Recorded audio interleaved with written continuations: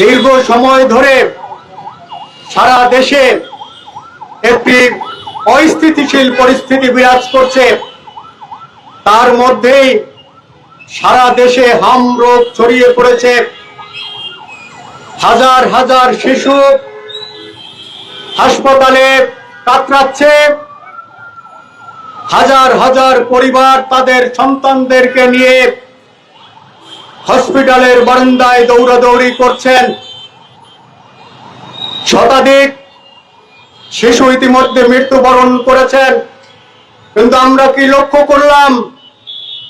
বিগত ইউনূস সরকার হাম রোগের টিকাই সংগ্রহ করেননি। ইউনূস ব্যস্ত ছিলেন তার নিজের আর্থিক প্রতিষ্ঠান করবার কাজে। গ্রামীণ ব্যাংকের লোন পরিশোধ, লোন মওকুফ, ট্যাক্স মওকুফ এবং গ্রামীণের নামে বিশ্ববিদ্যালয় নির্মাণ সহ নানাবিধ অযৌক্তিক বিধি বহির্ভূত ব্যক্তিগত লাভে তিনি তার সময় ব্যয় করেছেন এবং রাস্তায় কিছু মব সন্ত্রাসীদেরকে ছেড়ে দিয়ে একটি অস্থিতিশীল পরিস্থিতি বিরাজ রেখেছেন গত 1.5 বছর। এর বাইরে রাষ্ট্র পরিচালনায়, রাষ্ট্রের স্থিতিশীল অবস্থায় রাষ্ট্রকে ফিরিয়ে নেওয়ার পথে তার কোনো ভূমিকা ছিল না, বরং প্রতিবন্ধকতা তৈরি করেছেন পদে পদে।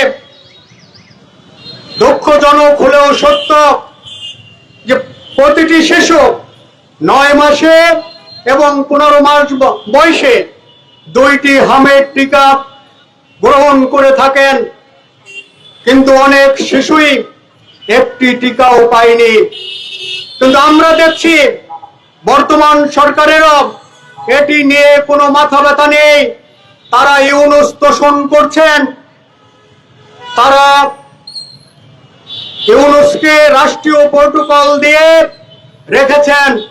আমরা সরকারকে স্পষ্ট ভাষায় বলতে চাই, কেন হাম রোগের টিকা আমদানি করা হলো না সেটি উদ্ঘাটন করুন এবং অন্তর্বর্তীকালীন সরকারের প্রধান উপদেষ্টা, স্বাস্থ্য উপদেষ্টা, স্বাস্থ্য সচিব সহ সংশ্লিষ্টদেরকে আইনের আওতায় আনুন।